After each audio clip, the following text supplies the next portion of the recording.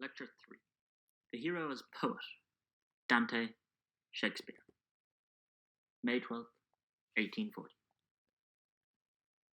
The hero as divinity, the hero as prophet, are productions of old ages, not to be repeated in the new. They presuppose a certain rudeness of conception, which the progress of a mere scientific knowledge puts an end to. There needs to be, as it were, a world vacant, or almost vacant, of scientific forms, if men in their loving wonder are to fancy their fellow man either a god or one speaking with the voice of a god. Divinity and prophet are past. We are now to see our hero in the less ambitious, but also less questionable, character of poet. A character which does not pass.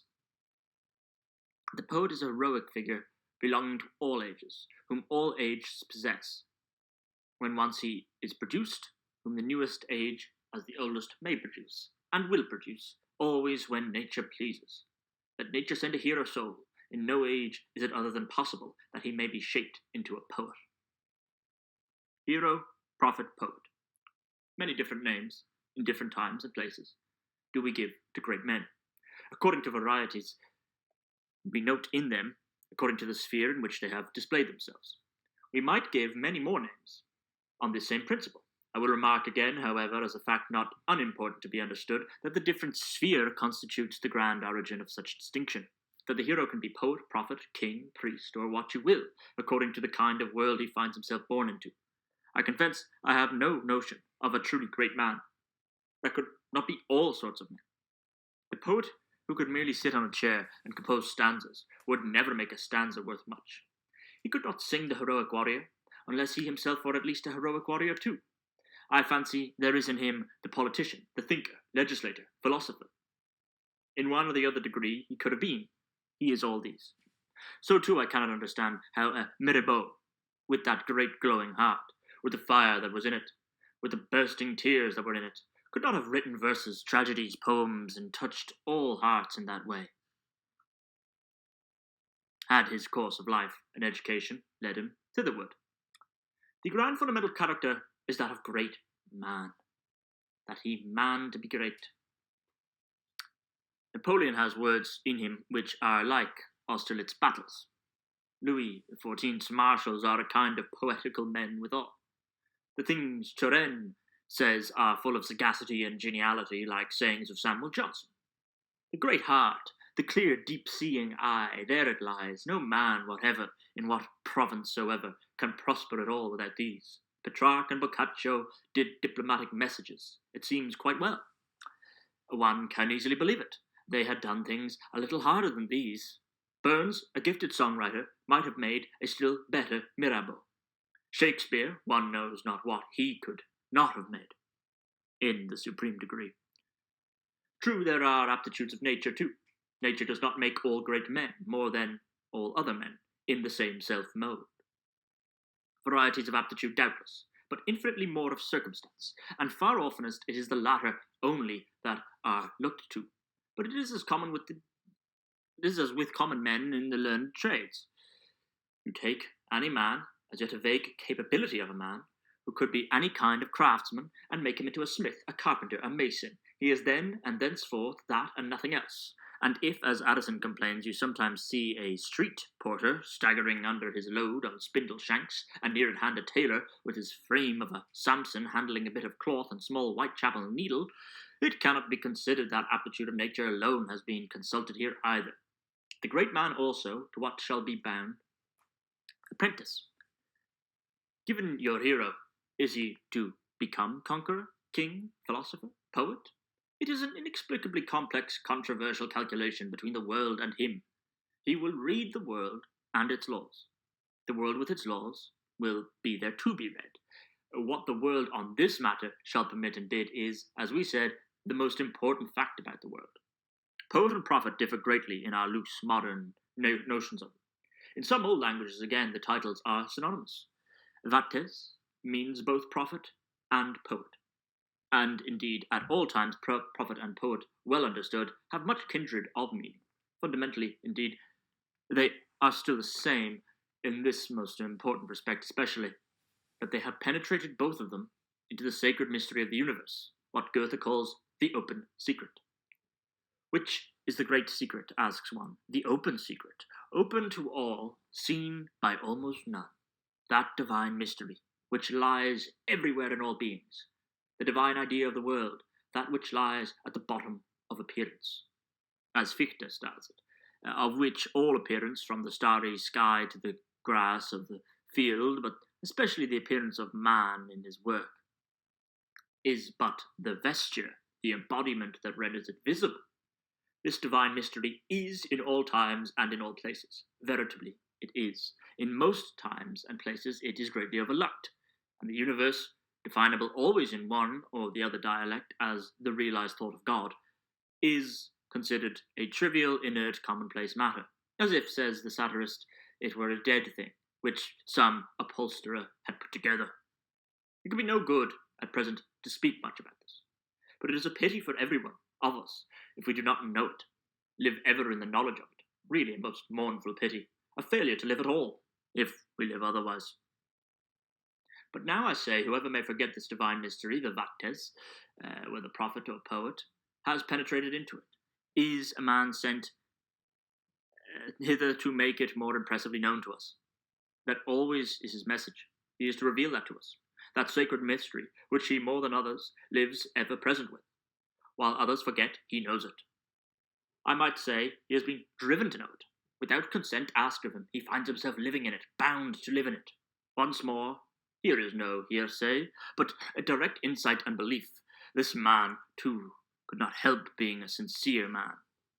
Whosoever may live in the shows of things, it is him a necessity of nature to live in the very fact of things. A man once more in earnest with the universe, though all others were but toying with it, he is a Vactes, first of all in virtue of being sincere. So far, poet and prophet participations in the open secret are one. With respect to their distinction again, the Vactes prophet, we might say, has seized that sacred mystery rather on the moral side, as good and evil, duty and prohibition. The Vactes poet, on what the Germans call the aesthetic side, as beautiful and the like. The one we may call a revealer of what we are to do, the other, what we are to love. But indeed these two provinces run into one another, and cannot be disjoined. The prophet too has his eye on what we are to love. How else shall we know what it is we are to do? The highest voice ever heard on this earth said withal, "Consider the lilies of the field. They toil not, neither do they spin, yet Solomon in all his glory was not arrayed like one of these." A glance that into the deepest deep of beauty. The lilies of the field, dressed finer than earthly princes, springing up there in the humble furrow field, a beautiful eye looking out on you from the great inner sea of beauty. How could the rude earth make these if her essence, rugged as she looks and is, were not inwardly beauty? In this point of view, too, saying of Goethe's, which has staggered several, may have meaning. The beautiful, he intimates, is higher than the good. The beautiful includes in it the good. The true beautiful, which, however, I have said somewhere, differs from the false as heaven does from Vauxhall. So much for the distinction and identity of poet and prophet. In ancient and also in modern periods, we find a few poets who are accounted perfect, whom it were a kind of treason to find fault with. This is noteworthy. This is right. Yet in strictness, it is only an illusion. At bottom, clearly enough, there is no perfect poet.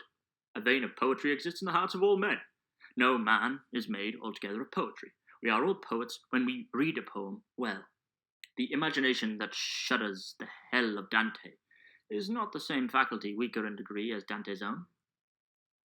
No one but Shakespeare can embody out of Saxo Grammaticus the story of Hamlet, as Shakespeare did. But everyone models some kind of story out of it. Everyone embodies it, better or worse. We need to spend time in defining. Where there is no specific difference as between round and square, all definition must be more or less arbitrary. A man that has so much more of the poetic element developed in him as to have become noticeable will be called poet by his neighbours. World poets, too, those whom we are to take for perfect poets, are settled by critics in the same way. One who rises so far above the general level of poets will, to such and such critics, seem a universal poet, as he ought to do. And yet it is and must be an arbitrary distinction. All poets, all men, have some touches of the universal. No man is wholly made of that. Most poets are very soon forgotten, but the noblest Shakespeare or Homer of them can be remembered forever. A day comes when he too is not. Nevertheless, you will say there must be a difference between true poetry and true speech, not poetical. So what is the difference? On this point, many things have been written, especially by late German critics, of some which are not very intelligible at first. They say, for example, that the poet has an infinitude in him, communicates an Unendlichkeit, a certain character of infinitude, to whatsoever he delineates. This, though not very precise, yet not so vague a matter, is worth remembering. If well mediated, some meaning will gradually be found in it. For my own part, I find considerable meaning in the old vulgar distinctions of poetry being metrical, having music in it, being a song. Truly, if pressed to give definition, one might say this as soon as anything else. If your delineation be authentically musical not in word only, but in heart and substance, in all thoughts and utterances of it, in the whole conception of it, then it will be poetical. If not, not. Musical. So, how much lies in that? A musical thought is one spoken by a mind that has penetrated into the inmost heart of the thing, detected the inmost mystery of it, namely the melody that lies hidden in it, the inward harmony of coherence which is its soul, whereby it exists and has a right to be here in this world. All inmost things, we might say, are melodious, naturally utter themselves in song. The meaning of song goes deep. Who is there that in logical words can express the effect music has on us? A kind of inarticulate, unfathomable speech which leads us to the edge of the infinitude and lets us for moments gaze into that. Nay, all speech, even the commonest speech, has something of song in it, not a parish in the world, but has its parish accent, the rhythm or tune to which the people there sing what they have to say. Accent is a kind of chanting. All men have accent of their own, though they only notice that of others. Observe, too, how all passionate language does of itself become musical with a finer music than the mere accent. The speech of a man, even in zealous anger, becomes a chant, a song. All deep things are song. It seems somehow that the very central essence of us, song, as if all the rest were rapages and hulls, the primal element of us and of all things. The Greeks fabled of sphere harmonies. It was the feeling they had in the inner structure of nature that the soul of all her voices and utterances was perfect music, poetry, therefore, we will call a musical thought. The poet who thinks in that manner is at bottom, and it turns out to be in total of a powerful intellect. It is a man's sincerity and depth of vision that makes him a poet. See deep enough, and you see musically. The heart of nature being everywhere music, if you can only reach it. The Vates poet, with his melodious apocalypse of nature, seems to hold a poor rank among us, in comparison with the Vates prophet. His function, and our esteem of him for his function, alike slight. The hero taken as divinity, the hero taken as prophet, then the next hero taken only as poet. Does it not look as if our estimate of the great man, epoch after epoch, while continually diminishing? We take him first as a god, then as one god inspired, and now to the next stage of it, his most miraculous word gains from us only the recognition that he is a poet, beautiful verse maker, man of genius, or such like. Now it looks so, but I persuade myself that intrinsically it is not so. If we consider well, it will perhaps appear that in man still there is the same altogether peculiar admiration for the heroic gift, by what name soever called, that there are, and any time was. I should say, if we do not now reckon a great man literally divine, is that our notions of God, of the supreme unattainable fountain of splendour, wisdom, and heroism, are rising higher. Not altogether that our reverences for these qualities as manifested in our life is getting lower. This is worth taking thought of. Sceptical dilettantism, the curse of these ages, a curse which will not last forever. It does indeed in this, the highest province of human things, as in all provinces, make sad work, and our reverence for great men, or crippled, blinded, paralytic, as it is, comes out in poor plight, hardly recognizable. Men of worship, the shows, Men worship the shows of great men. The most disbelieved that there is any reality of great men to worship. The dreariest, fatalist faith, believing which one would literally despair of human things. Nevertheless, look for example at Napoleon, a Corsican lieutenant of artillery. That is the show of him. Yet is he not obeyed, worshipped after his sort, as all the tirade and diademede of the world put together could not be? High duchesses and ostlers of inns gather round the Scottish rustic burns, a strange feeling dwelling in each that they never heard a man like this. That, on the whole, this is the man. In the secret heart of these people, it as dimly reveals itself that there is no accredited way of uttering at its presence, that this rustic, with his black brows and flashing sun eyes and strange words, moving laughter and tears, is of a dignity far beyond all others, incommensurable with all others.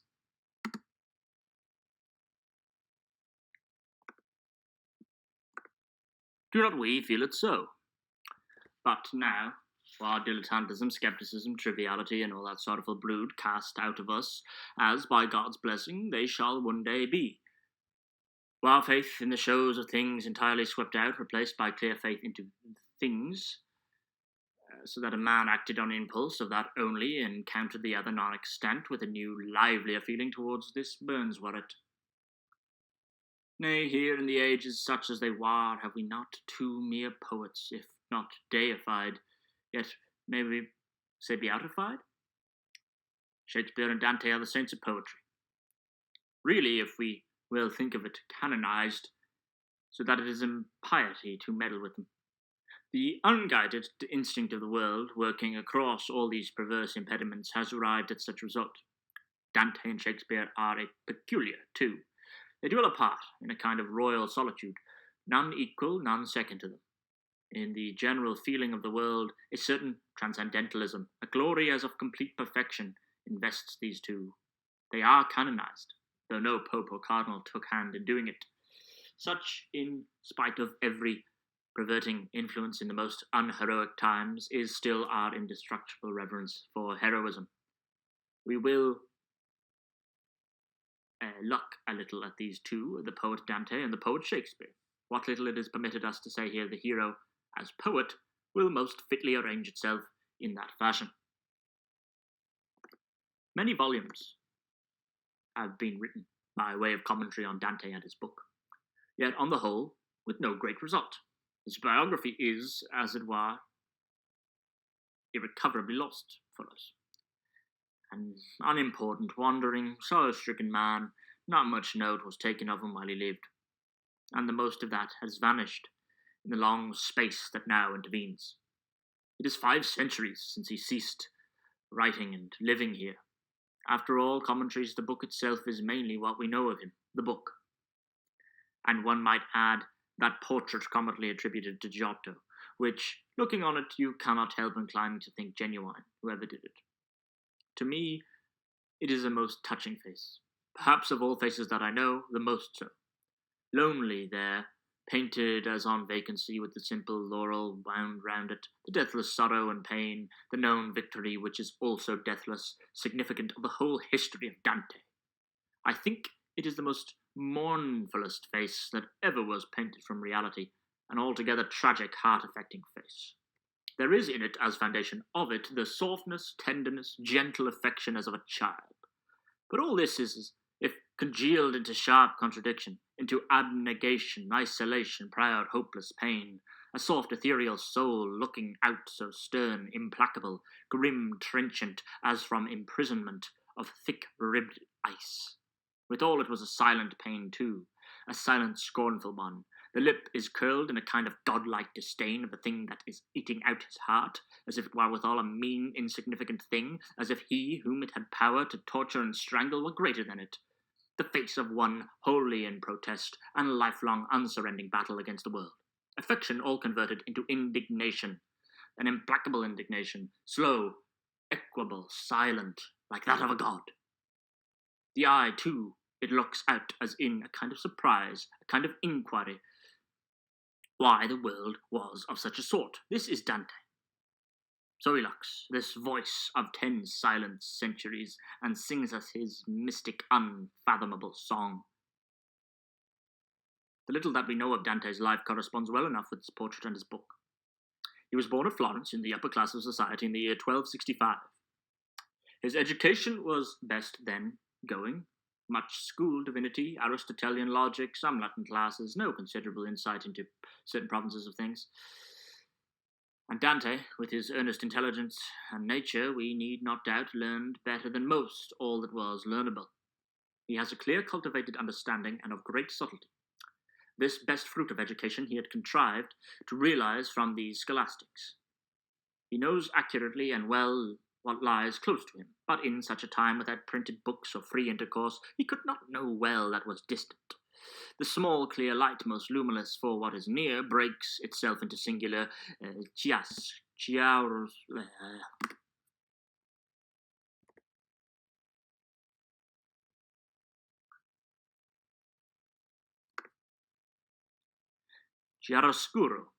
striking on what is far off. This is Dante's learning from the schools.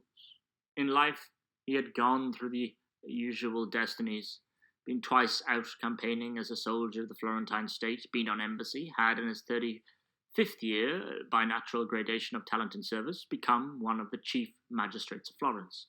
He had met in boyhood a certain Beatrice Portinari, a beautiful little girl of his own age and rank, and grown up thenceforth in partial sight of her, in some distant intercourse with her. All readers know his graceful, affecting account of this. And then of their being parted, of her being wedded to another, and of her death soon after. She makes a great figure in Dante's poem, seems to have made a great figure in his life. Of all beings, it might seem as if she held apart from it, far apart that last dim eternity, while the only one he had ever with his whole strength of affection loved. She died.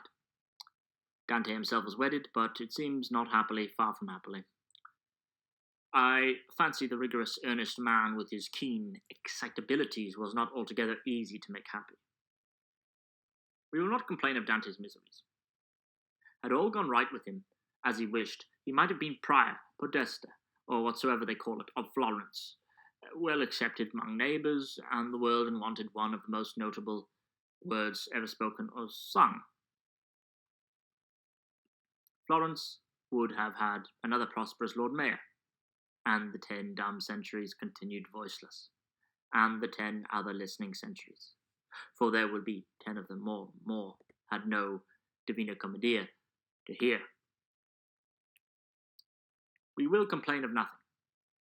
A nobler destiny was appointed for this Dante, and he, struggling like a man led towards death and crucifixion, could not help fulfilling it. Give him the choice of his happiness. He knew not, more than we do, what was really happy, what was really miserable. In Dante's priorship, the Guelph Ghibelline Bianchi Neri, or some other confused disturbances, rose to such a height that Dante, whose party had seemed the stronger, was, with his friends, cast unexpectedly forth into banishment, doomed thenceforth to a life of woe and wandering. His property was all confiscated and more. He had the fiercest feeling that this was entirely unjust, nefarious in the sight of God and man. He tried what was in him to get reinstated, tried even by warlike surprisal, with arms in his hand, but it would not do. Bad only had become worse. There is a record, I believe, still extant in the Florence archives, dooming this Dante, wheresoever caught, to be burnt alive. Burnt alive. So it stands, they say, a very curious civic document. Another curious document, some considerable number of years later, is a letter of Dante to the Florentine magistrates, written in answer to a milder proposal of theirs that he should return on condition of apologizing and paying a fine. He answers with fixed, stern pride, "If I cannot return without calling myself guilty, I will never return. Nunquam revata." For Dante there was now no home in this world.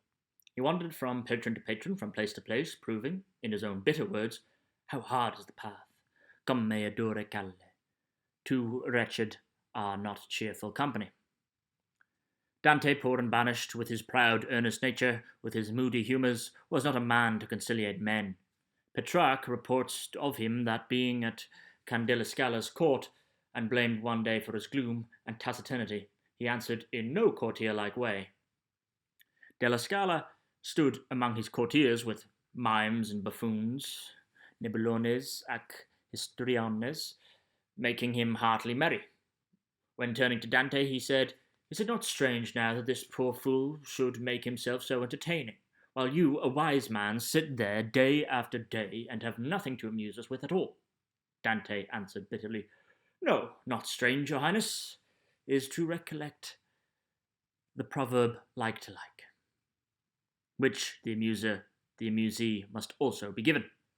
Such a man, with his proud silent ways, with his sarcasms and sorrows, was not made to succeed at court. By degrees it came to be evident to him that he had no longer any resting place or hope of benefit in this earth. The earthly world had cast him forth, to wander, like no living heart to love for him now. For his sore miseries there was no solace here. The deeper, naturally, would be the eternal world, and that which was to impress itself on him, the awful reality of which is, after all, this time world, with its Florences and banishments, only flutters as an unreal shadow. Florence thou shalt never see, but hell and purgatory and heaven thou shalt surely see. What is Florence, Candelescala, and the world and life altogether? Eternity, thither, of a truth not else whither, art thou and all things bound. The great soul of Dante, homeless on earth, made its home more and more in that awful other world. Naturally his thoughts brooded on that, as on the one fact important for him. Bodied or bodiless, it is the one fact important for all men. But to Dante in that age it was bodied in the fixed certainty of scientific shape. He no more doubted of that malabole pool, that it all lay there with its gloomy circles, with its altigae, and that he himself should see it, than we doubt that we should see Constantinople if we went thither. Dante's heart, long filled with this, brooding over it in speechless thought and awe, bursts forth at length into mystic, unfathomable song. And this, his divine comedy, the most remarkable of all modern books, is the result. It must have been a great solacement to Dante, and was, as we can see, a proud thought for him at times, that he, here in exile, could do this work, that no Florence, nor no man or men could hinder him from it, or even much help him in doing it. He knew too partly that it was great, the greatest a man could do. If thou follow thy heart, se tu seguitat stella, so could the hero, in his forsakenness, in his extreme need, still say to himself, "Follow thou thy star, thou shalt not fail of a glorious heaven." The labour of writing, we find, and indeed could no otherwise, was great and painful for him. He says, "This book which has made me lean for many years." Yes, it was one, all of it, with pain and sore toil, not in sport, but in grim earnest. His book, as indeed most books are, has been written, in many senses, with his heart's blood. It is his whole history, this book. He died after finishing it. Not very old, at the age of 56, broken-hearted rather, as is said. He lies buried in the death city Ravenna. Hic claudo Dantes patrius extoris aboris. The Florentines begged back his body in a century after. The Ravenna people would not give it. Here am I, Dante, laid, shut out from my native shores. I said Dante's poem was a song. It is Tieck who calls it a mystic, unfathomable song. And such is literally the character of it. Coleridge remarks very pertinently somewhere that wherever you find a sentence musically worded, or true rhythm and melody in the words, there is something deep and good in the meaning too. For body and soul, word and idea, go strangely together here as everywhere. Song, we said before, it was the heroic of speech. All old poems, Homer's and the rest, are authentically songs. I would say, in strictness, that all poems are, that whatsoever is not sung is properly no poem, but a piece of prose cramped into jingling lines. to the great injury of the grammar, to the great grief of the reader, for the most part. What we want to get is at the thought of the man. If he had any, why should he twist into jingle? If he could, speak it out plainly. It is only when the heart of him is wrapped into true passion of melody, and the very tones of him, according to Coleridge's remark, become musical by greatness, depth and music of his thoughts, that we can give him right to rhyme and sing, that we call him a poet, and listen to him as the heroic of speakers, whose speech is song. Pretenders to this are many, and to an earnest reader, I doubt it is for most part a very melancholy, not to say an insupportable business, that of reading rhyme. Rhyme had no inward necessity to be rhymed. It ought to have told us plainly, without any jingle, what it was aiming at. I would advise all men who can speak their thought not to sing it, to understand that in a serious time, among serious men, there is no vocation in them for singing it. Precisely as we love the true song, we are charmed by it as something divine, so that we hate the false song, and account it a mere wooden noise, a thing hollow, superfluous, altogether an insincere and offensive thing. I give Dante my highest praise when I say of his Divine Comedy that it is, in all senses, genuinely a song. In the very sound of it there is a canto fermo. It proceeds as by a chant. The language, his simple terza rima, doubtless helped him in this. One reads along naturally with a sort of lilt. But I add that it could not be otherwise, for the essence and material of the work are themselves rhythmic. Its depth and rapt passion and sincerity makes it musical. Go deep enough. There is music everywhere. A true inward symmetry, what one calls an archetypal harmony, reigns in it, proportions it all, architectural, which is also partakes of the character of the music.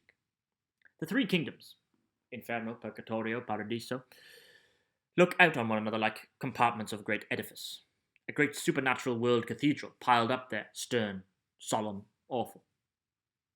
Dante's World of Souls. It is at bottom the sincerest of all poems. Sincerity here, too, we find to be the measure of worth. It came deep out of us author's heart of hearts, and it goes deep, and through long generations, into ours. The people of Verona, when they saw him on the streets, used to say, Eccovi l'uomo che ci castò all'inferno. See, there is the man that was in hell. Ah, yes, he had been in hell enough, in long, severe sorrow and struggle, as the like of him is pretty sure to have been. Comedias that have come out as divine are not accomplished otherwise. Thought, true labour of any kind, highest virtue itself, is it not the daughter of pain, born as of a black whirlwind? True effort, in fact, as of a captive struggling to free himself. That is thought. In all ways we are to become perfect through suffering. But, as I say, no work known to me is so elaborated as this of Dante's. It has all been as if molten in the hottest furnace of his soul. It has made him lean for many years.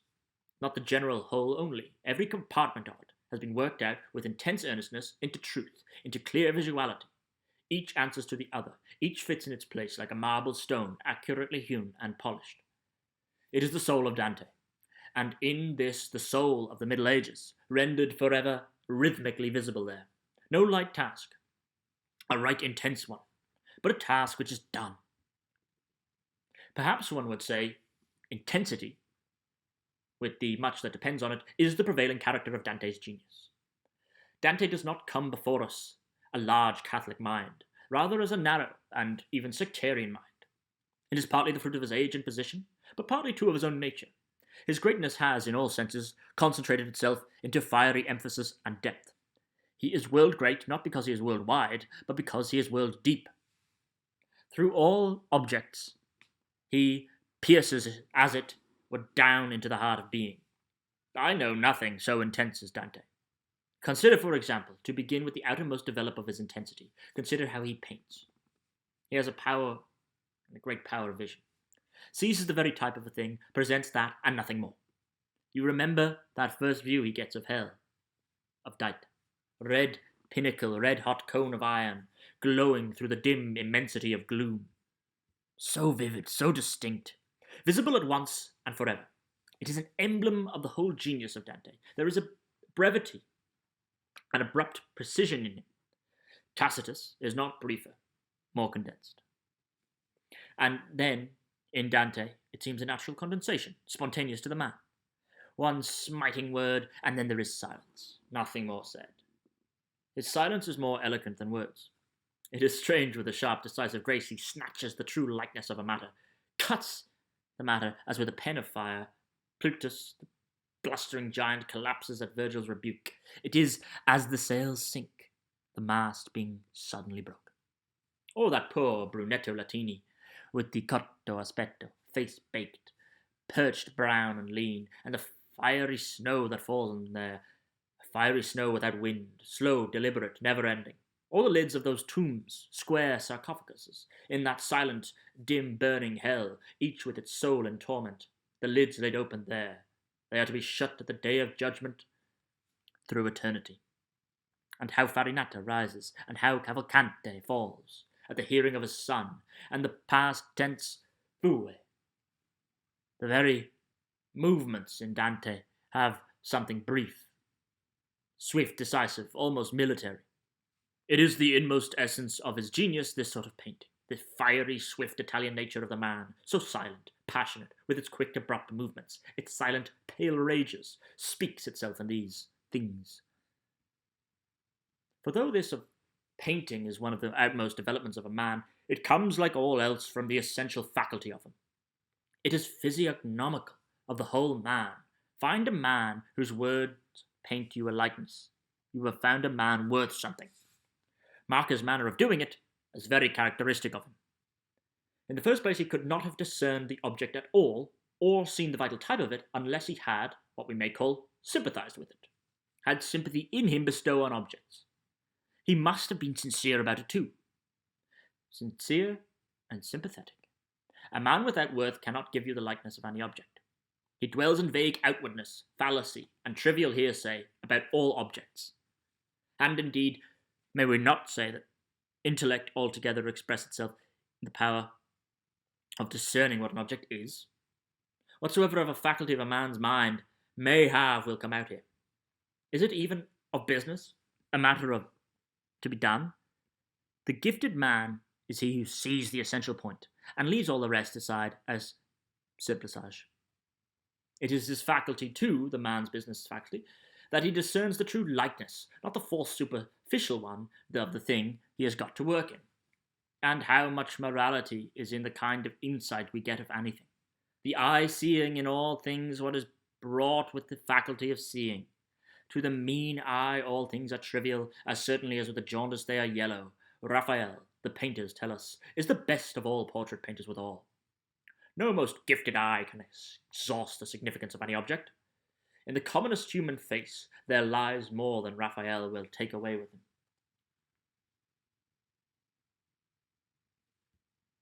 Dante's painting is not graphic only, brief, true, and of a vividness as of fire in the dark. Taken on the wider scale, it is every way noble, and the outcome of a great soul. Francesca and her lover, what qualities in that? A thing woven as out of rainbows on a ground of eternal black. A small flute voice of infinite wail speaks there into our very heart of hearts. A touch of womanhood in it too. Della bella persona che mi fu tolta. And how, in the pit of woe, it is a solace that he will never part from her. Saddest tragedy in these Altigoi. And the racking winds and the Herr Bruno whirl them away again to wail forever. Strange to think. Dante was the friend of this poor Francesca's father. Francesca herself may have sat upon the poet's knee as a bright, innocent little child. Infinite pity, yet also infinite rigour of law. It is so nature is made. It is so Dante discerned that she was made. What a paltry notion is that of his divine comedies being a poor, splenetic, impotent, terrestrial libel, putting those into hell whom he could not have avenged upon earth. I suppose if ever pity, tender as a mother's, was in the heart of any man, it was in Dante's.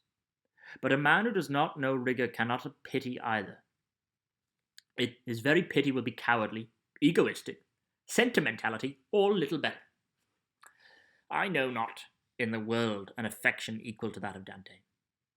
It is a tenderness, trembling, longing, pitying love, like the wail of Aeolian harps, soft, soft, like a child's young heart, and then that stern, sore-saddened heart.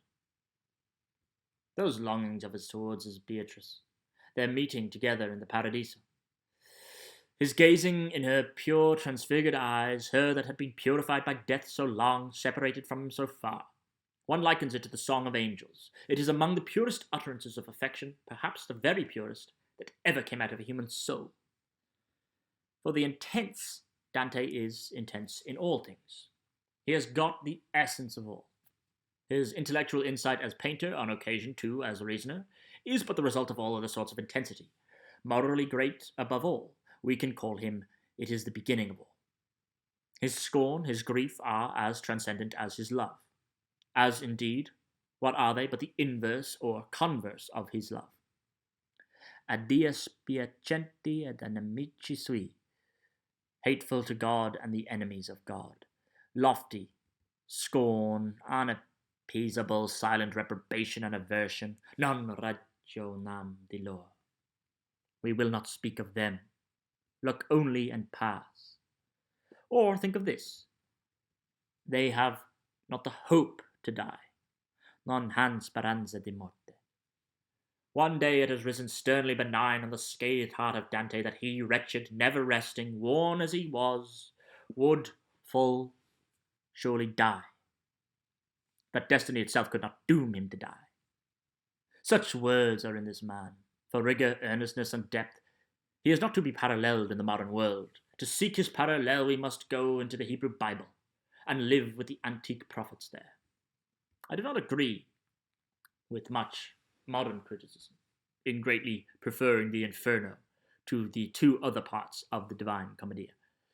Such preference belongs, I imagine, to our general Byronism of taste, and is like to be a transient feeling. The Purgatorio and Paradiso, especially the former, one would almost say, is even more excellent than it. It is a noble thing, that Purgatorio, mountain of purification, an emblem of the noblest conception of that age. If sin is so fatal, and hell is and must be so rigorous, awful, yet in repentance too is man purified. Repentance is the grand Christian act. It is beautiful how Dante works it out. The tremolo dell'onte, that trembling of the ocean waves under the first pure gleam of morning dawning afar on the wandering two, is as the type of an altered mood. Hope has now dawned, never-dying hope, if in company still with heavy sorrow. The obscure sojourn of demons and reprobate is underfoot. A soft breathing of penitence mounts higher and higher, to the throne mercy itself. Pray for me, the denizens of that mount of pain, all say to him. Tell my Giovanna to pray for me, my daughter Giovanna. I think the mother loves me no more. They toil painfully up by that winding step, bent down like corbels of a building, some of them crushed together, so for the sin of pride. Yet nevertheless in years, in ages, and eons, they shall have reached the top, which is heaven's gate, and by mercy shall have been admitted in. The joy, too, of all, when one has prevailed. The whole mountain shakes with joy, and a psalm of praise rises, when one soul has perfected repentance and got its sin and misery left behind. I call all this a noble embodiment of a true noble thought. But indeed a three-compartment mutually supports one another, are indispensable to one another. The Paradiso, a kind of inarticulate music to me, is the redeeming side of the Inferno. The Inferno without it, but untrue. All three make up the true unseen world, as figured in the Christianity of the Middle Ages. A thing forever memorable, forever true in the essence of it to all men. It was perhaps delineated in no human soul with such depth and veracity as in this of Dante's man to be sent to sing, to keep it long memorable. Very notable with what brief simplicity he passes out of the everyday reality into the invisible one. And in the second or third stanza we find ourselves in the world of spirits, and dwell there as among things palpable, indubitable. To Dante they were so, the real world as it is called, and its facts was but the threshold to an infinitely higher fact of a world. At bottom, the one was a preternatural as the other. Has not each man a soul? He will not only be a spirit, but is one. To the earnest Dante, it is all one visible fact. He believes it, sees it, is the poet of it in virtue of that. Sincerity, I say again, is the saving merit, now as always. Dante's hell, purgatory, paradise are a symbol withal, an emblematic representation of his belief about the universe. Some critic in a future age, like those Scandinavian ones of the other day, who has ceased altogether to think that Dante did, may find this too an allegory, perhaps an idle allegory, but it is the sublime embodiment, or sublimest, of the soul of Christianity. It expresses, as in huge worldwide architectural emblems, how the Christian Dante felt good and evil to be the two poor elements of this creation, on which it all turns. That these two differ not by preferability of one to the other, but by incompatibility absolute and infinite. That the one is excellent and high as light in heaven, and the other hideous, black as Gehenna and the pit of hell. Everlasting justice, yet with penitence, with everlasting pity. All Christianism, as Dante in the Middle Ages has it, is emblemed here. Emblemed, and yet, as I urged the other day, with that entire truth purpose. How unconscious of any embleming. Hell, purgatory, paradise. These things were not fashioned as emblems. Was there, in our modern European mind, any thought at all of their being emblems? Were they not indubitable awful facts, the whole heart of man taking from them for practically true? All nature everywhere confirming them? So is it always in these things. Men do not believe in allegory. The future critic, whatever his new thought may be, who considers this of Dante to have been all got up as an allegory, will commit one sore mistake. Paganism, we recognize as a veracious expression of the earnest awestruck feeling of man towards the universe. Veracious, true once, and still not without worth for us. But mark here the difference of paganism and Christianism. One great difference. Paganism emblemed chiefly the operations of the nature. The destinies, efforts, combinations, vicissitudes of things and men in this world. Christianism emblemed the law of human duty, the moral law of man. One was, for the sensuous nature, a rude, helpless utterance of the first thought of man, the chief recognized virtue, courage, superiority to fear. The other was not for the sensuous nature, but for the moral. What a progress is here, if in that one respect only. And so is in this Dante, as we said, had 10 silent centuries, in a very strange way found a voice. The Divina Commedia is of Dante's writing, yet in truth it belongs to 10 Christian centuries, only the finishing of it is Dante's. So always, the craftsman there, the smith with that metal of his, with these cool tools, with these cunning methods, how little of all he does is probably his work. All past inventive men work there with him, as indeed with all of us in all things. Dante is the spokesman of the Middle Ages. The thought they lived by stands here in everlasting music. These sublime ideas of his, terrible and beautiful, are the fruit of the Christian meditation of all the good men who had gone before him. Precious they, but also is not he precious? Much had he not he spoken, would have been dumb, not dead, yet living voiceless. On the whole, it is not an utterance, this mystic song, at once of one of the greatest human souls and of the highest thing that Europe had hitherto realized for itself.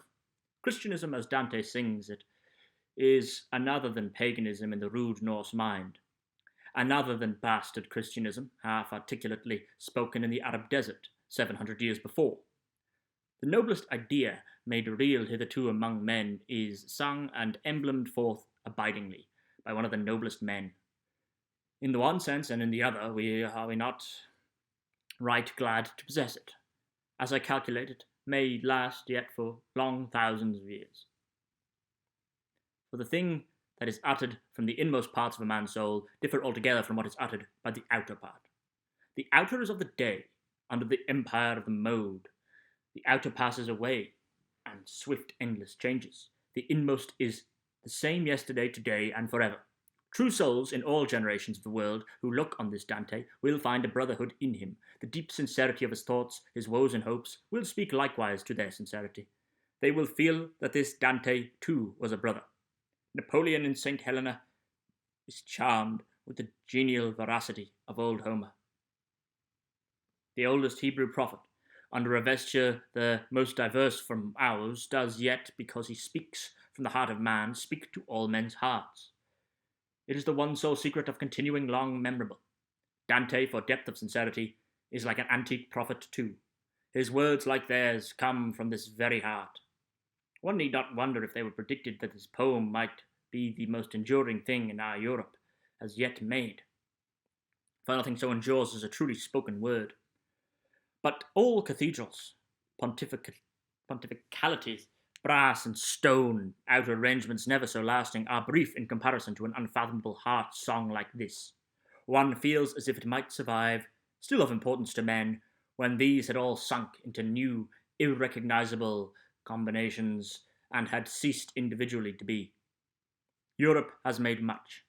Great cities, great empires, encyclopedias, creeds, bodies of opinion and practice, but it has made little of the class of Dante's thought. Homer yet is veritably present face to face with every open soul of us. And Greece, where is it? Desolate for thousands of years, away, vanished, a bewildered heap of stones and rubbish, the life and existence of it all gone, like a dream, like the dust of King Agamemnon. Greece was. Greece, except in the words it spoke, is not. The uses of this Dante, then? We will not say much about these uses. A human soul who has once got into the primal element of song, and sung forthly fitly, somewhat therefrom, has worked with the depths of our existence, feeding through long times of the life roots of all excellent human things whatsoever, in a way that utilities will not succeed well in calculating. We will not estimate the sun by the quantity of gaslight it saves us. Dante shall be invaluable or of no value. One remark I may make. The contrast in this respect between the hero poet and the hero prophet. In 100 years, Muhammad, as we saw, had his Arabians at Granada and at Delhi. Dante's Italians seem to be yet very much where they were. Shall we say, then, Dante's effect on the world was small in comparison? No, not so. His arena is far more restricted, but also it is far nobler, clearer, perhaps not less, but more important. Muhammad speaks to great masses of men in the coarse dialect adapted to such, a dialect filled with inconsistencies, crudities, follies. On the great masses alone can he act, and there with good and evil strangely blended. Dante speaks to the noble, the pure and great, in all times and places. Neither does he grow obsolete, as the other does. Dante burns as a pure star, fixed there in a firmament, at which the great and the high of all ages kindle themselves. He is the possession of all the chosen of the world for uncounted times. Dante, one calculates, may long survive Muhammad. In this way the balance may be straight again. But at any rate, it is not by want, or by what is called their effected in this world, that we can judge of their effect there, that a man and his work are measured. Effect, influence, utility, let a man do his work. The fruit of it is the care of another than he. It will grow its own fruit. And whether embodied in caliph thrones and Arabian conquests, so that it fills all morning and evening newspapers, and all histories, which are kind of distilled newspapers, are not embodied so at all. What matters that? That is not the real fruit of it. The Arabian caliph, insofar only as he did something, was something. If the great cause of man and man's work in God's earth got no furtherance from the Arabian caliph, then no matter how many scimitars he drew, how many gold piastres pocketed, and what uproar and blaring he made in this world, he was but a loud-sounding inanity and futility. At bottom, he was not at all. Let us honour the great empire of silence once more. The boundless treasury which we do not jingle in our pockets or count up in present before men. It is perhaps of all things the usefulest for each of us to do. in these loud times. As Dante, the Italian man, was sent into our world to embody musically the religion of the Middle Ages, the religion of our modern Europe, its inner life, so Shakespeare. We may say embodies the outer life of our Europe as developed then, his chivalries, its courtesies, humours, ambitions, what practical way of thinking, acting, looking at the world men then had. In Homer, we may still construe old Greece. So in Shakespeare and Dante, after thousands of years, what our modern Europe was, in faith and in patience, will still be legible. Dante has given us the faith or soul. Shakespeare, in not a less noble way, has given us the practice or body. This latter also we were to have. A man was sent for it, the man Shakespeare. Just when that chivalry and way of life had reached its last finish, and was on the point of breaking down into slow, swift dissolution, as we now see it everywhere, this other sovereign poet, with his seeing eye, with his perennial singing voice, was sent to take note of it, to give long-enduring record of it. Two fit men.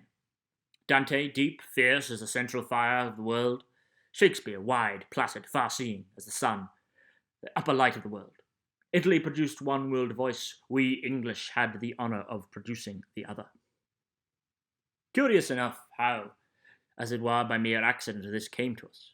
I think always so great, quiet, complete, and self-sufficing is this Shakespeare.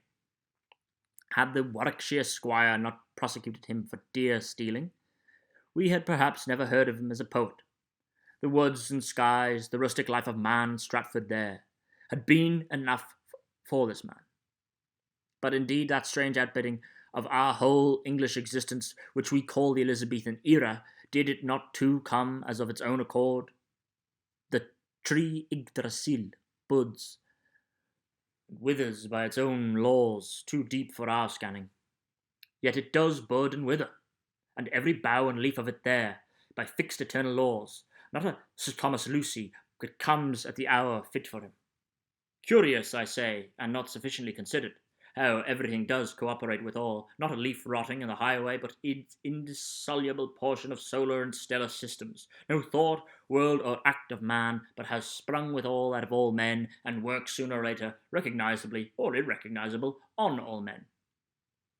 It is all a tree, circulation of sap and influences, mutual communication of every minutest leaf, with the lowest talon of a root, with every other greatest and minutest portion of the whole.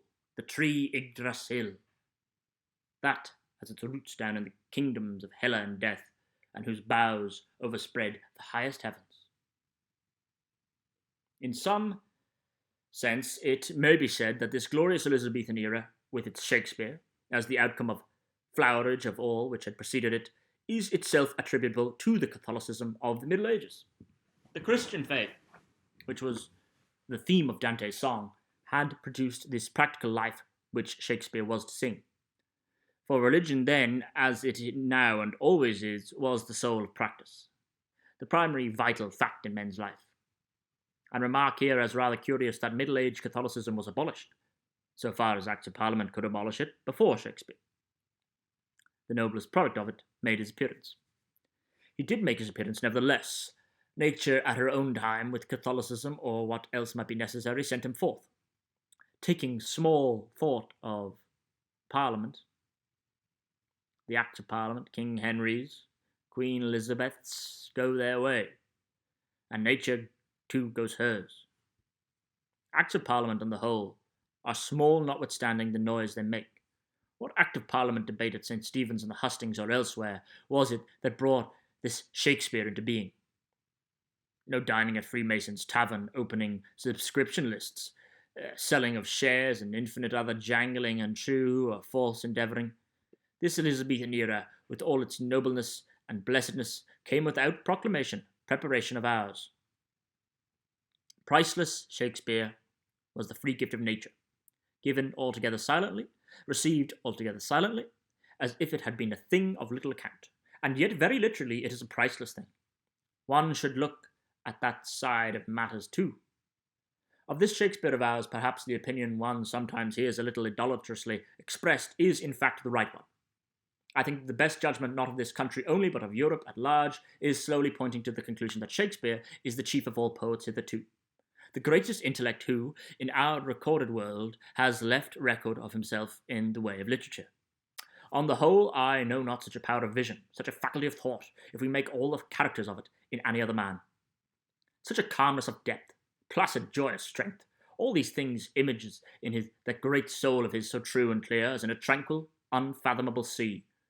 It has been said that in the constructing of Shakespeare's dramas there is, apart from all other faculties as they are called, an understanding manifested, equal to that in Bacon's Novum Organum. That is true, and it is not a truth that strikes everyone. It would become more apparent if we tried, any of us for himself, how, out of Shakespeare's dramatic materials, we could fashion such a result. The built house seems all so fit, every way as it should be, as if it came there by its own law and the nature of things. We forget the rude disorderly quarry it was shaped from. The very perfection of the house, as if nature herself had made it, hides the builder's merit. Perfect, more perfect than any other man, we may call Shakespeare in this. He discerns, knows as by instinct, what condition he works under, what his materials are, what his own force and its relation to them is. It is not a transitory glance of insight that will suffice. It is a deliberate illumination of the whole matter. It is a calmly seeing eye, a great intellect in short. How a man, of some wide thing that he has witnessed, will construct a narrative, what kind of picture and delineation he will give it, is the best measure you could get of what intellect is in the man, which circumstances is vital and shall stand prominent, which unessential, fit to be suppressed. Where is the true beginning, the true sequence and ending? To find out this, you ask the whole force of insight that is in the man. You must understand the thing, according to the depth of his understanding. Will the fitness of his answer be? You will try him so. Does like join itself to like? Does the spirit of method stir in that confusion, so that its embroilment becomes order? Can the man say, fiat lux, let there be light, and out of chaos make a world? Precisely as there is light in himself, will he accomplish this. Or indeed, we may say again, it is in what I call a portrait painting, delineating of men and things, especially of men, that Shakespeare is great. All the greatness of the man comes out decisively here. It is unexampled, I think, that calm creative perspicacity of Shakespeare. The thing he looks at reveals not this or that face of it, but inmost heart and generic secret. It dissolves itself as in light before him, so that he discerns the perfect structure of it. Creative, we said, poetic creation. What is this too but seeing the thing sufficiently? The world and the word that will describe the thing follows from itself some such clear, intense sight of the thing.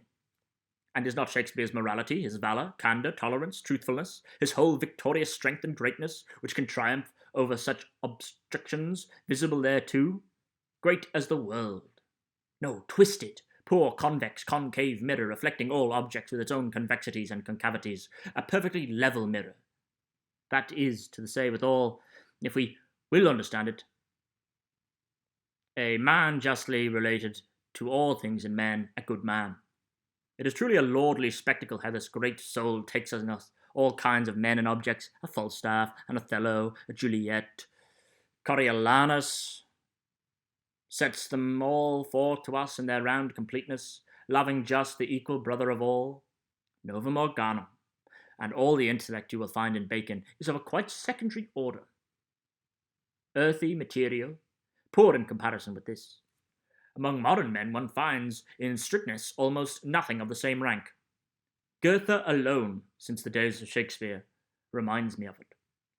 Of him, too, you say that he saw the object. You may say what he himself says of Shakespeare. His characters are like watches with dial plates of transparent crystal. They show you how the hour, like others, and the inward mechanism also, is all visible. The seeing eye. It is this that discloses the inner harmony of things, what nature meant, what musical idea nature has wrapped up in those often rough embodiments? Something she did mean. To this eye, that something were discernible. Are they base, miserable things? You can laugh over them. You can weep over them. You can, in some way or other, genially relate yourself to them. You can, at lowest, hold your peace about them. Turn away your own and others. Face from them till the hour come for practically exterminating and extinguishing them. At bottom, it is the poet's first gift, as it is all men's, that he have intellect enough. He will be a poet if he have. A poet in word, or failing that, perhaps still better, a poet in act. Whether he write at all, and if so, whether in prose or in verse, will depend on accidents. Who knows on what extremely trivial accidents? Perhaps on his having had a singing master, on his being taught to sing in his boyhood. But the faculty of which it enables him to discern the inner heart of things and the harmony that dwells there, for whatsoever exists is a harmony in the heart of it, or it would not hold together if it did not exist so, is not the result of habits and accidents, but the gift of nature herself. The primary outfit for heroic man, in what sort soever. To the poet as to every other, we say first of all, see. If you cannot do that, it is of no use to keep stringing rhymes together, jingling sensibilities against each other, and name yourself a poet. There is no hope for you. If you can, there is, in prose or verse, in action or speculation, all manner of hope. The crabbed old schoolmaster used to ask when they brought him a new pupil, but are you sure he's not a dunce? Why, really, one might ask the same thing in regard to every man proposed for whatsoever of function, and considered as the one inquiry needful. Are you sure he's not a dunce? There is in this world no other entirely fatal person. For in fact, I say the degree of vision that dwells in a man is a correct measure of the man. If called to define Shakespeare's faculty, I should say superiority of intellect, and think I had included all under that. What, indeed, are faculties? We talk of faculties as if they are distinct things separable, as if a man had intellect, imagination, fancy, etc., as he has hands, feet, and arms. That is a capital error. Then again we hear of a man's intellectual nature, and of his moral nature, as if these things were divisible and existed apart. Necessities of language do perhaps prescribe much forms of utterance. We must speak, I am aware, in that way, if we are to speak at all. But words ought not to harden into things for us. It seems to me our apprehension of this matter is, for the most part, radically falsified thereby.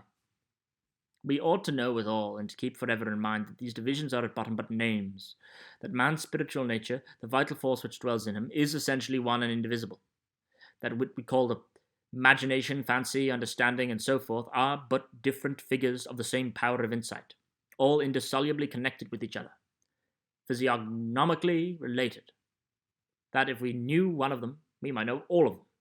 Morality itself, what we call the moral quality of a man. What is this but another side of the one vital force whereby he works? All that a man does is physiognomical of him. You may see how a man would fight by the way in which he sings. His courage or want of courage is visible in the words he utters, in the opinion he has formed, no less than in the stroke he strikes. He is one. He preaches the same itself abroad in all these ways. Without a hand or hands, a man might have feet, and could still walk, but consider it, without morality, intellect, were impossible for him. A thoroughly immoral man could not know anything at all. To know a thing, what we can call knowing, a man must first love the thing, sympathize with it, that is, be virtuously related to it. If he have not the justice to put down his own selfishness at every turn, the courage to stand by the dangerous true at every turn, how shall he know? His virtues, all of them, will lie recorded in his knowledge. Nature with her truth remains to be bad, to the selfish and the pusillanimous forever a sealed book. What such can know of nature is mean, superficial, small, for the uses of the day merely. But does not the very fox know something of nature? Exactly so. It knows where the geese lodge. The human reynard, very frequent everywhere in the world, what more does he know about this and the like of his? Nay, it should be considered too, that if the fox had not a certain vulpine morality, he could not even know where the geese were, or get the geese.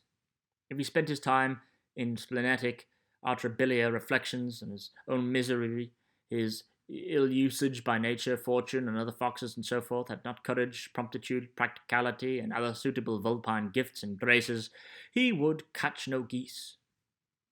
We say of the fox, and may say of him too, that his morality and insight are of the same dimensions, different faces of the same internal unity of vulpine life.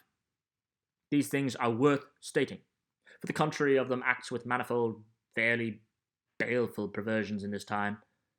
What limitations, modifications they require, your own candour will supply.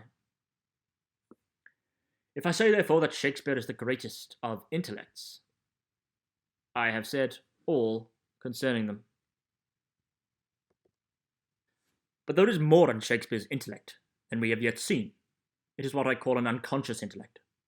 There is more virtue in it than he himself is aware of. Novalis beautifully remarks of him that those dramas of his are products of nature too. Deep as nature herself, I find a great truth in this saying. Shakespeare's art is not artifice. The noblest worth of it is not there by plan or pre-contrivance. It grows up from the deeps of nature, through this noble, sincere soul who is a voice of nature. The latest generations of men will find new meanings in Shakespeare, new elucidations of their own human being, new harmonies with the infinite structure of the universe, concurrences with later ideas, affinities with the higher powers and senses of man. This well deserves meditating. It is nature's highest reward to a true, simple, great soul that he gets thus to be a part of herself. Such as man's works, whatsoever he in the utmost conscious exertion of forethought shall accomplish, grow up withal unconsciously, from the unknown deeps in him, as the oak tree grows from the earth's bosom, as the mountains and waters shape themselves with a symmetry grounded on nature's own laws, conformable to all truth whatsoever. How much in Shakespeare lies hid, his sorrows, his silent struggles known to himself, much that was not known at all, not speakable at all, like roots, like sap and forces working underground. Speech is great, but silence is greater. Withal, the joyful tranquillity of this man is notable. I will not blame Dante for his misery. It is a battle without victory, but true battle, the first indispensable thing. Yet I call Shakespeare greater than Dante, in that he fought truly and did conquer. Doubted not, he had his own sorrows. These sonnets of his will even testify expressly in what deep waters he had waded, and swum struggling for his life, as what man like him ever failed to do so. It seemed to me a heedless notion, a common one, that he sat like a bird on the bough. He sang forth free and offhand, never known the troubles of other men. Not so. With no man is it so. How could a man travel forward from rustic deer poaching to such a tragedy writing, and not fall in with the sorrows by the way? Or still better, how could a man delineate a Hamlet, a Coriolanus, a Macbeth, so many suffering heroic hearts, if his own heroic heart had never suffered? And now, in contrast with all this, observe his mirthfulness, his genuine overflowing love of laughter. If you could not say, you would not say in the point, he does exaggerate, but only in laughter, fiery objurgations, words that pierce and burn, to be found in Shakespeare. Yet he is always in measure here, never what Johnson would remark as specially a good hater. But his laughter seems to pour from him in floods. He heaps all manner of ridiculous nicknames on the butt he is bantering, tumbles and tosses him in all sorts of horseplay, you would say, with his whole heart laughs. And then, in not finding the finest, it is always a genial laughter. Not at mere weakness, at misery or poverty. Never. No man can laugh. What we call laughing will laugh at these. It is some poor character only desiring to laugh and to have the credit of wit that does so. Laughter means sympathy. Good laughter is not the crackling of thorns under the pot. Even at stupidity, the pretension, this Shakespeare does not laugh otherwise than genially. Dogberry and verges tickle our very hearts, and we dismiss them, covered with explosions of laughter. But we like the poor fellows only to the better for our laughing, and hope they will not get on well there, and continue presidents of the city watch. Such laughter, like sunshine on the deep sea, is very beautiful to me. We have no room to speak of Shakespeare's individual works, though perhaps there is much still waiting to be said on that head. Had we, for instance, all his plays reviewed as Hamlet in Wilhelm Meister is a thing which might one day be done. August Wilhelm Schlegel has a remark on this historical plays, Henry V and the others, which is worth remembering. He calls them a kind of national epic. Marlborough, you recollect, said he knew no English history but what he had learned from Shakespeare. There are really, if we look to it, few as memorable histories. The great salient points are admirably seized. All rounds itself off into a kind of rhythmic coherence. It is, as Schlegel says, epic, as indeed all delineations by a great thinker will be. There are right beautiful things in those pieces, which indeed together form one beautiful thing. The Battle of Agincourt strikes me as one of the most perfect things in its sort we anywhere have of Shakespeare's. The description of those two hosts, the worn-out, jaded English, the dread hour, big with destiny, when the battle shall begin, and then the deathless valour. Ye good yeomen whose limbs were made in England. There is a noble patriotism in it, far other than the indifference you sometimes hear ascribed to Shakespeare. A true English heart breathes calm and strong through the whole business, not boisterous, protrusive, all the better for that. There is a sound in it like the ring of steel. This man, too, had a right stroke in him, had it come to that. But I will say of Shakespeare's works, generally, that we have no full impress of him there, even as full as we have of many men. His works are so many windows, through which we see a glimpse of the world that was in him. All his works seem, comparatively speaking, cursory, imperfect, written under cramping circumstances, giving only here and there a note of the full utterance of the man. Passages there are that come upon you like a splendour out of heaven, bursts of radiance illuminating the very heart of the thing. You say, that is true, spoken once and forever. Wheresoever and whensoever there is an open human soul, that will be recognized as true.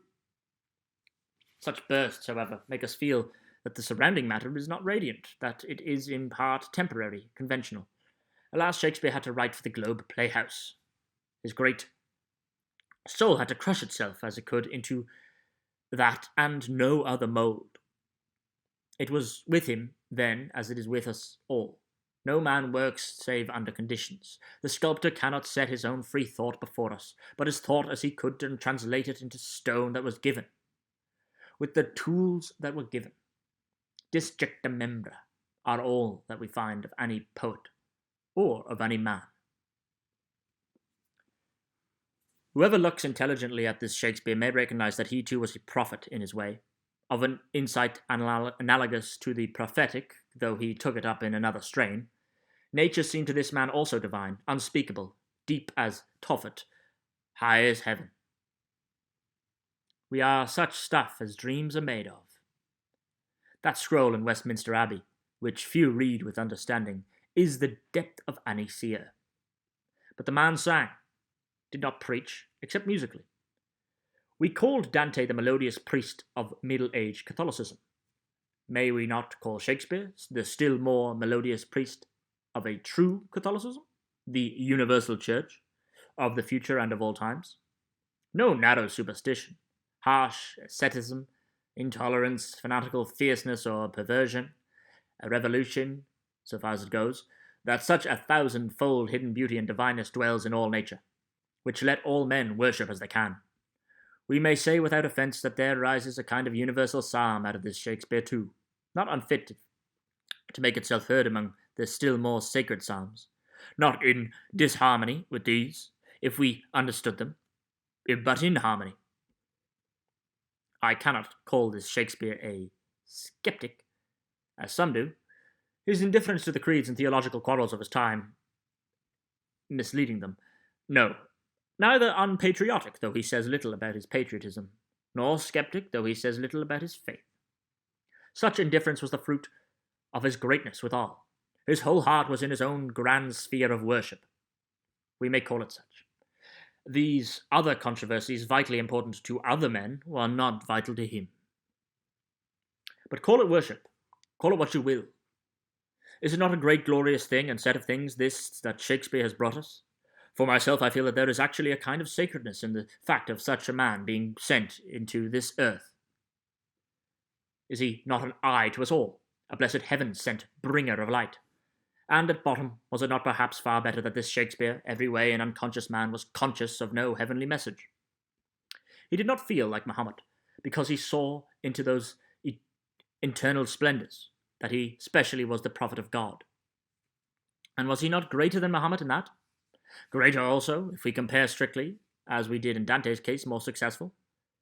It was intrinsically an error of that notion of Muhammad's, of his supreme prophethood, and has come down to us inextricably involved in error to this day, dragging along with it such a coil of fables, impurities, intolerances as make it questionable step for me here and now to say, as I have done, that Muhammad was a true speaker at all, and rather an ambitious charlatan, perversity, and simulacrum. No speaker but a babbler. Even in Arabia, as I compute, Muhammad will have exhausted himself and become obsolete, while this Shakespeare, this Dante, may still be young, while this Shakespeare may still pretend to be a priest of mankind, of Arabia and of other places, for unlimited priests and periods to come. Compared with any speaker or singer one knows, even with Aeschylus or Homer, why should he not, for veracity and universality, last like them? He is sincere as they, reaches deep down to them, to the universal and perennial. But as for Muhammad, I think it had not better for him not to be so conscious. Alas, poor Muhammad! All that he was conscious of was a mere error, a futility and triviality, as indeed such ever is. The truly great in him, too, was the unconscious, that he was not a wild Arab lion of the desert, or that he was a wild Arab lion of the desert, and did speak out with that great thunder voice of his, not by words which he thought to be great, but by actions, by feelings, by a history which were great. His Quran has become a stupid piece of prolix absurdity. We do not believe, like him, that God wrote that. Great man, and the great man here too, as always, is a force of nature. Whatsoever is truly great in him springs up from the inarticulate depths. Well, this is our poor Warwickshire peasant, who rose to be a manager of a playhouse, so that he could live without begging, whom the Earl of Southampton cast some kind of glances on, whom Sir Thomas Lucy, many thanks to him, was for sending to the treadmill. We did not account him a god, like Odin, while he dwelt with us, on which point there were much to be said, but I will say rather, or repeat, in spite of the sad state hero worship now lives in, consider what this Shakespeare has actually become among us. Which Englishman we ever made in this land of ours? Which million of Englishmen would we not give up rather than the Stratford peasant? There is no regiment of highest dignitaries that we would not sell him for. He is the grandest thing we have yet done. For our honour among foreign nations, as an ornament to our English household, what item is there that we would not surrender rather than him? Consider now if they asked us, will you give up your Indian empire or your Shakespeare, you English? Never had any Indian empire. No, never had any Shakespeare. Really, it were a grave question. Official persons would answer, doubtless, in official language. But we, for our part, too, should not we be forced to answer, Indian empire or no Indian empire? We cannot do without Shakespeare. Indian empire will go. And at any rate some day, but this Shakespeare does not go. He lasts forever with us. We cannot give up our Shakespeare. Nay, apart from spiritualities, and considering him merely as a real, marketable, tangibly useful possession, England, before long, this island of ours, will hold but a small fraction of the English. In America, in New Holland, east and west to the very antipodes, there will be a Saxondom covering great spaces of the globe. And now, what is it that can keep all these together into virtually one nation, so that they do not fall out and fight, but live at peace, in brotherhood and intercourse, helping one another? This is justly regarded as the greatest practical problem, the thing all manner of sovereignties and governments are here to accomplish. What is it that will accomplish this? Acts of Parliament? Administrative prime ministers? No, they cannot. America is parted from us, so far as Parliament could part it. Call it not fantastic, for there is much reality in it. Here, I say, is an English king whom no time or chance, Parliament or combination of parliaments, can dethrone. This King Shakespeare.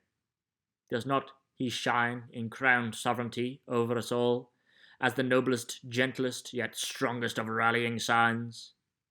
Indestructible, really more valuable in that point of view than any other means or appliance whatsoever. We can fancy him as radiant aloft over all the nations of Englishmen 1,000 years hence, from Parramatta, from New York, wheresoever, under what sort of parish constable soever, English men and English women are.